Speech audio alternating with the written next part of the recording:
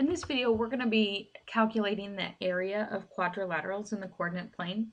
This is a really great skill tying together multiple skills that you've already learned, one of which would be your area for different quadrilaterals. So if you're not familiar with your quadrilateral formulas for area, make sure that you pause the video and go grab your formula sheet. Another skill or concept or information that you need to make sure you're familiar with is how to navigate within the coordinate plane for this particular skill. It will help you in identifying dimensions to solve for the area of the parallelograms. We're going to take a look at 3 different examples today in this video. One will be an area of a parallelogram, another an area of a trapezoid, and finally an area of a rhombus. That should get you enough set of notes and information for your bearing so that you can practice the skill on your own. All right, this first problem asks for the area of the parallelogram. If you remember, a parallelogram's formula is base times height. Area equals base times height. So here we need to determine what is the base and what is the height, and then what are each of its specific dimensions so that we can multiply them together. Off to the right here, there's some nice diagrams set up. This particular parallelogram sort of looks like it's tipped on its side, if you can imagine that you have your base here and then your height running perpendicular to it, kind of through the middle of the parallelogram. Remember that the side will not be the height of the parallelogram because it's not running perpendicular to the base.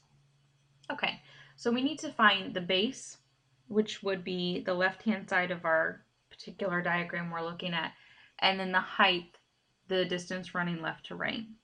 We're going to start off by finding the base. The base over here is running up and down, or north and south. If you look at it, it's following the same direction as the y-axis. So we're going to use our y-axis values of this point here and this point here to determine the distance between the 2 points, or to determine the length of this edge, the base. The distance between this point here and this point here, we need to find that change on the y-axis for this problem. So y values come second in the coordinates. So you're looking at the distance between 5 and -4. 5 and -4. The distance between 5 and -4 is 9. So this distance here is 9, or the base of the parallelogram is 9. Okay. Then we need to find the height. The height is that imaginary line running perpendicular through the parallelogram. The height is running the same direction as the x-axis. So to find the height of the parallelogram, we're going to use the x-axis values. Choose a different color here. The x-axis values. So here, the x-axis value is -4, and it really doesn't matter which ordered pair you take because they're both x values at the same point. So you have -4, and then traveling across the distance of the height, we need this x-axis value here as well. Again, it doesn't matter which point you pick because they're both at the same x-axis value. So the distance for the height is starting at -4 and ending at 3. Starting at -4 and ending at 3. The distance there is 7. 7. So the height of the parallelogram is 7. So our area of the parallelogram is 9 times 7 is 63. 63 technically square units because they didn't give us a label. Okay, 63 square units. Let's try another one. This time they ask us to find the area of a trapezoid. Okay. This trapezoid, again, kind of looks like it's tipped on its side. If the trapezoids that you encounter are kind of upright, they're not tipped on their sides, the process is the same, except for you've got to make sure that you identify, am I using my x-axis values or my y-axis values? Okay, formula for area of a trapezoid is area equals 1/2 times the quantity of base sub 1 plus base sub 2 all times the height. Some of you may use the formula area equals parentheses base sub 1 plus base sub 2 close parentheses height all divided by 2, and that will be the same. Multiplying by 1/2 and dividing by 2 are the same process. Okay, here we go. In a trapezoid, your bases always run parallel to each other. So here's one of your bases, and here's your second base.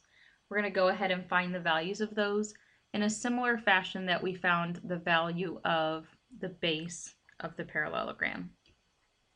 So our bases are running along the y-axis, so we're going to look to our y-axis values, 6 and -8.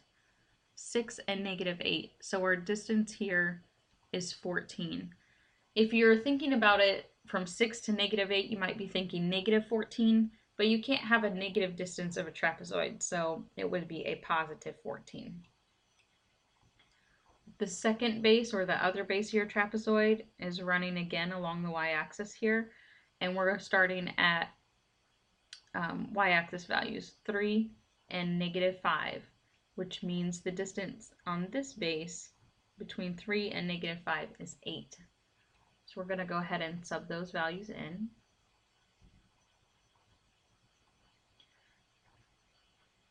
The additional piece of information that we need to work for is the height of the trapezoid.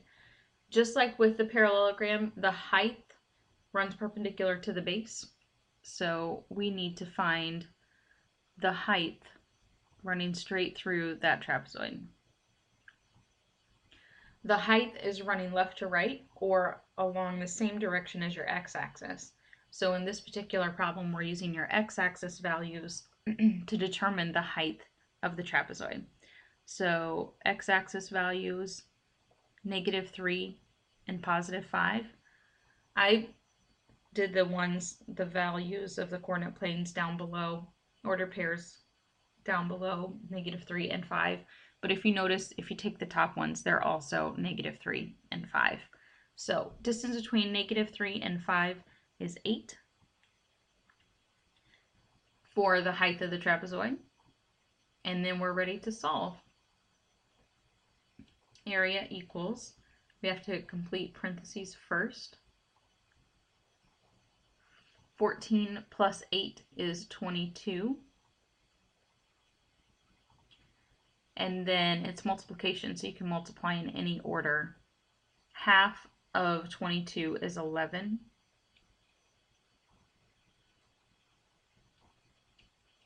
And then 11 times 8 is 88 square units. 88 square units.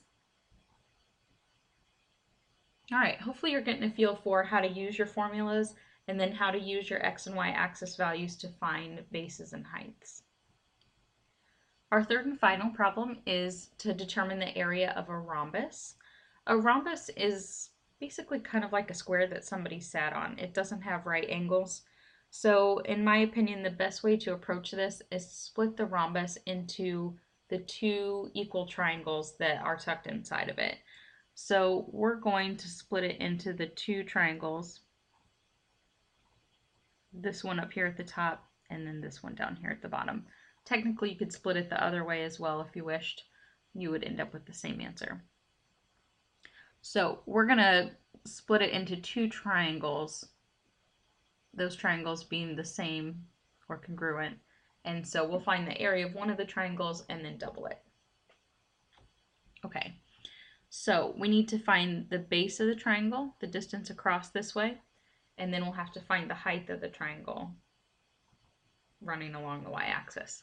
Starting off with the base of the triangle, we're running in the same direction as the x-axis. So looking to the x-axis values, -6 to +6, the distance of the base of the triangle is 12.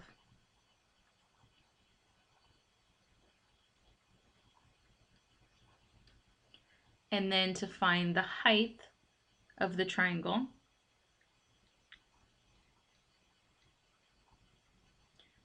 we're running along the y-axis, so we're looking to the y-axis values. So -8 to -1, -8 to -1, -8 to -1 is 7. So the height of the triangle is 7. Then solving for the area of the triangle. Remember, again, we're only solving right now for the top triangle here. So half of 12 is 6, and 6 times 7 is 42. Again, half of 12 is 6, and then 6 times 7 is 42. So the area of this top half of the rhombus is 42, and then we need to double that because you have the same triangle down here, which would be an additional 42. So 42 times 2 for both triangles is 84. The area of that rhombus is 84 square units. I hope these examples help get you started. Go ahead and give this skill some practice. If you have additional questions, make sure you have your notes out so that you can help your teacher understand where your questions are. Thank you.